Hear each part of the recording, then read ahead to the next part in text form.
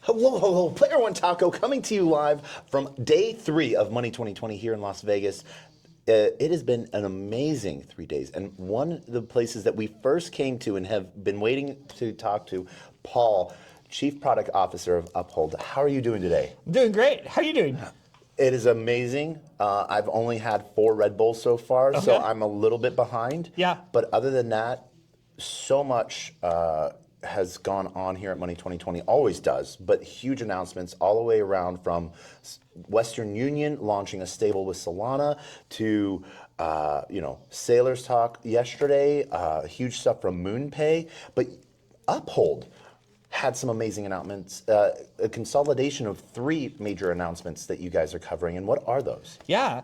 So first, at XRP Vegas, we announced that our US debit card is coming back. And it's really cool because you can earn cash back in XRP when you spend your debit card. I can't think of many other debit cards that you get cash back on. So then here's the question on that. Yeah. Will it be XRP native or will it be XRPL, their EVM version?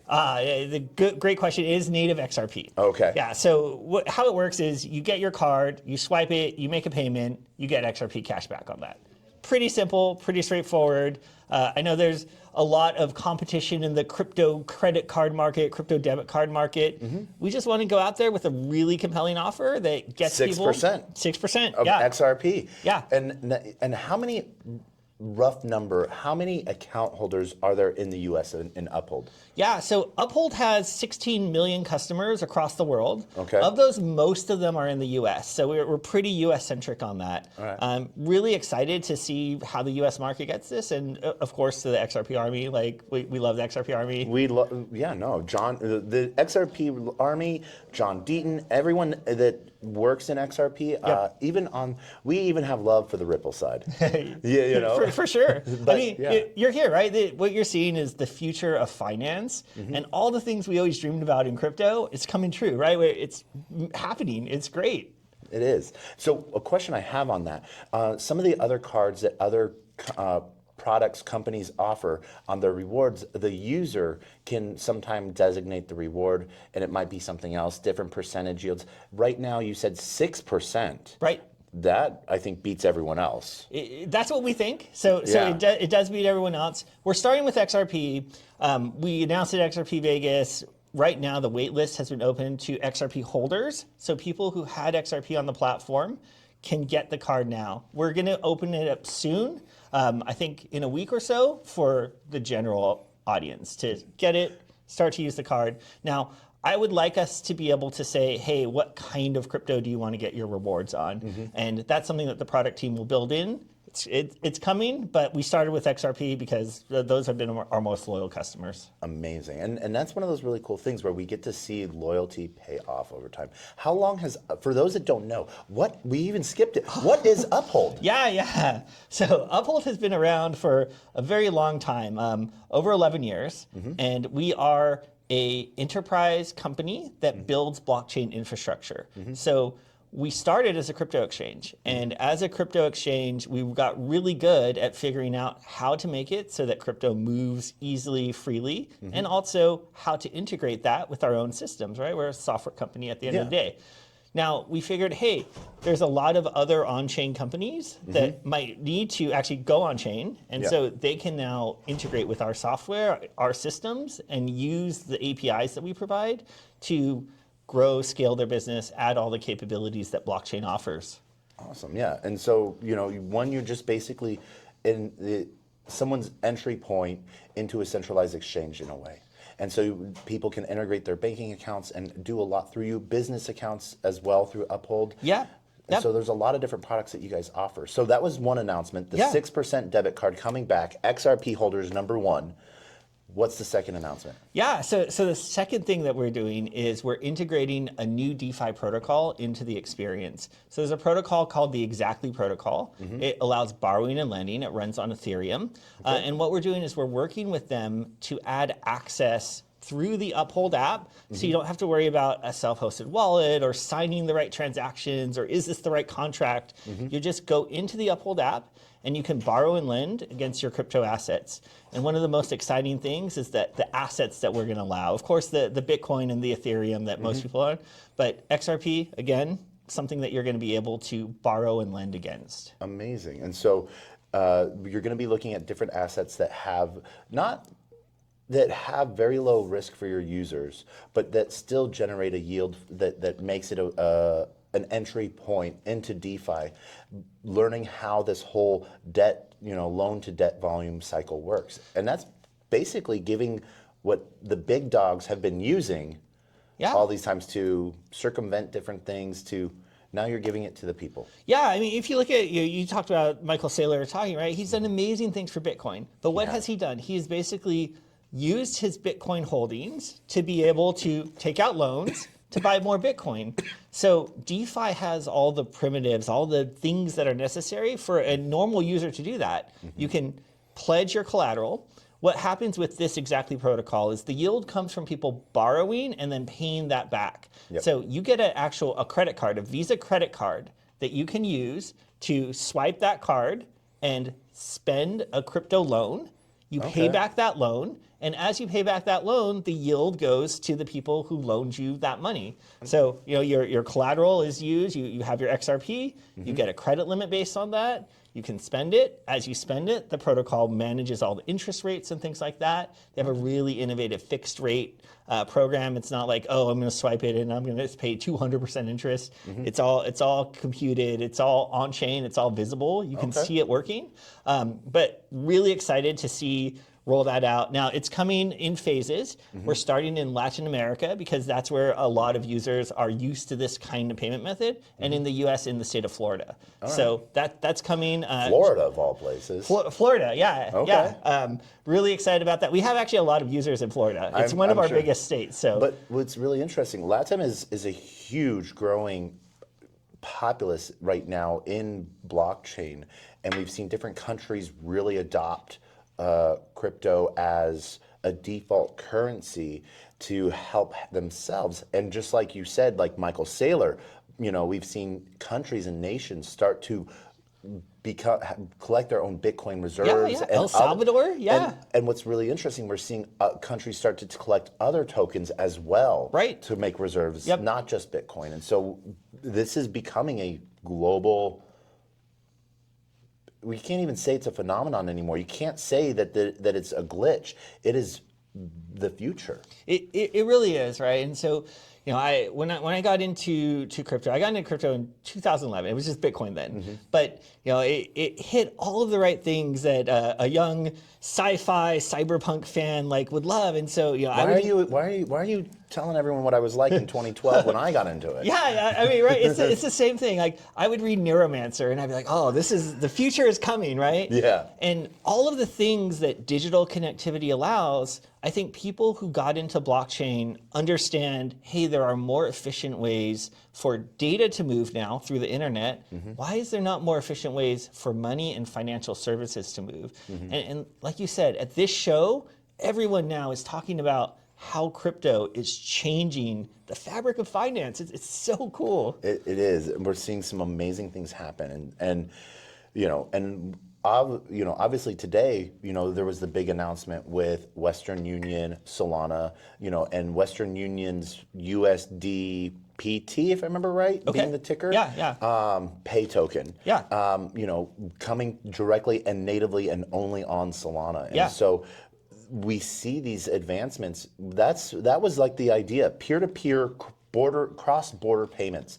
Who better to do that than Western Union? Sure. Yeah. It used to be that we would talk about, Western Union has to be really, really scared of crypto, right? Because it's going to take their business. But I'm glad they're embracing it. Before I worked at Uphold, I worked at PayPal, and I built their stablecoin. And I've always thought stablecoins were super cool, really open up a lot of these use cases. But our third announcement is actually in line with that. So, while stablecoins are great for so many things, it's still an instrument that's based on a reserve. So for every dollar you put into a stablecoin, there's a company that has to go and buy a mix of dollars in a bank account or treasuries or some kind of backing instrument. Some of them are programmatic, most of them are not. There's like a reserve. That ultimately is less efficient than it needs to be, because if you think about what is money, money is numbers inside of a computer. And at least in the US, those numbers are generated in the Federal Reserve Ledger. There's banks that kind of report credits and debits, and that's how money is moved around the financial system. What if instead of worrying about, okay, there's a bunch of files that transfer between banks, what if there was a blockchain that did it? And so we're really excited to be partnering with a project called USBC and a bank called Vast Bank. And they're coming together to build what's called a tokenized deposit. So the money is on chain, but actually in the Federal Reserve System. You will get a dollar that's represented both in a checking account as well as on chain that you can convert, you can move it into DeFi if you want, you can do all kinds of crazy things. But it is a dollar that's FDIC protected. It's in a regulated financial institution in the US. And this is like the next evolution of what stablecoins can be. Just imagine, like, it's all going to be frictionless. It's all going to be really easy to do, and it's going to be all on chain. Interesting. We've been waiting for stuff like this to happen, and where else but Money 2020 could something like that be announced? Because we've seen it being done. Different government entities that monitor credit. FICO has been running their own private blockchain for 7 years now. Yeah. And so there's been a lot of cool advancements. And as the technology has advanced, as smart contracts, but not just that, the security and ease of use. Yeah. And I know Uphold works really hard to make their UI really user-friendly, so people could literally sign up in like 3 minutes. Yeah, I mean, that's my goal, right? I want it to be as simple as using Venmo, as simple as using Facebook to really get on. I'm just kidding. Yeah.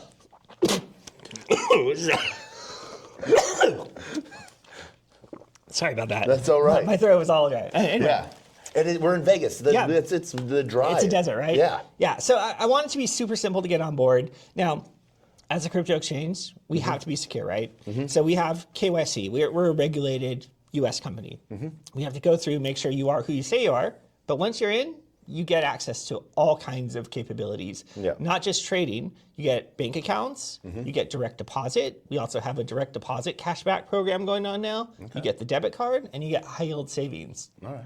So it's bringing everything on chain. And you guys also run business accounts too for businesses that want to run and accept crypto payments. They can do that. Yes, yeah. We have business accounts. We also have an API suite. So business can plug into our API. Maybe they're a TradFi company who has no idea what on-chain is. Maybe there's someone like a small store who wants to just increase their use of blockchain, or they're a technology company who wants to get all these benefits that we've been talking about. They can use our APIs, the infrastructure we've built over 11 years. It's battle tested, millions of customers, billions of dollars transacted.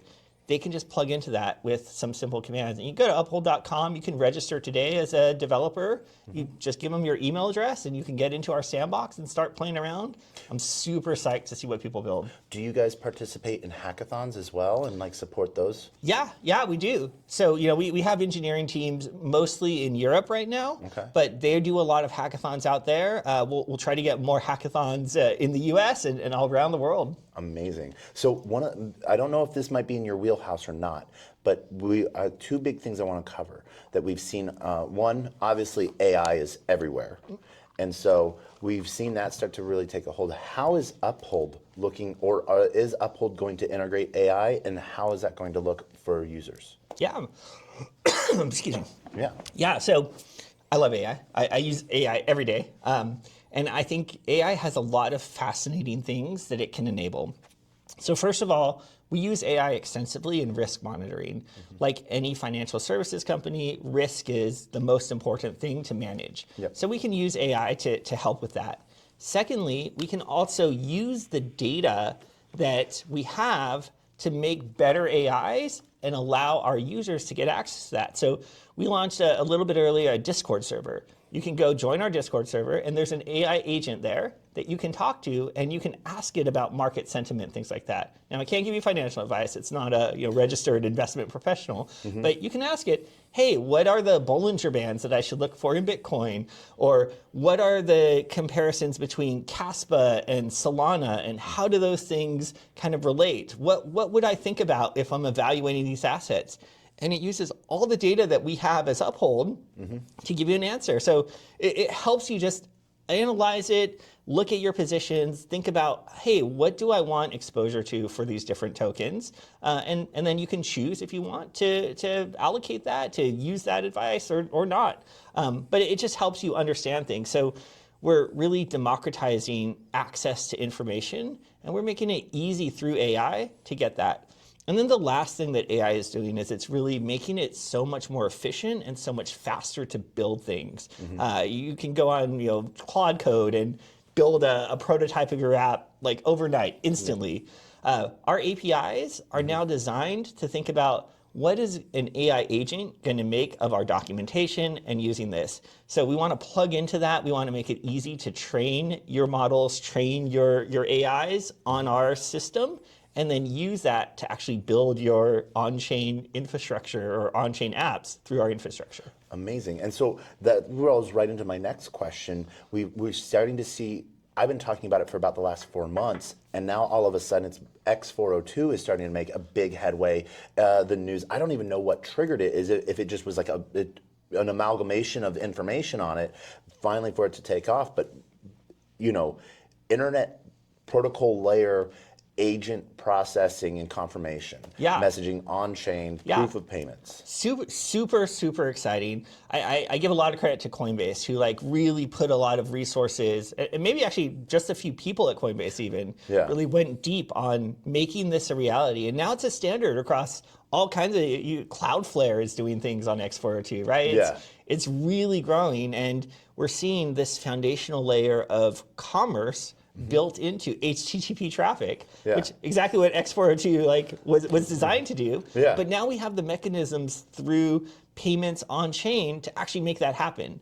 And so you should start to see a lot more content creators being able to do content as a full-time job and be creators as a full-time job and get paid for it. Yeah, and so one of the pieces that can even happen in that is if an agent is indexing that information, it can request payment to access that content and to index it. Certainly. And so it's one of those really cool things that, there's, like you said, content creators right now are seeing a huge flow of their data being used to create new content. And so Excuse me.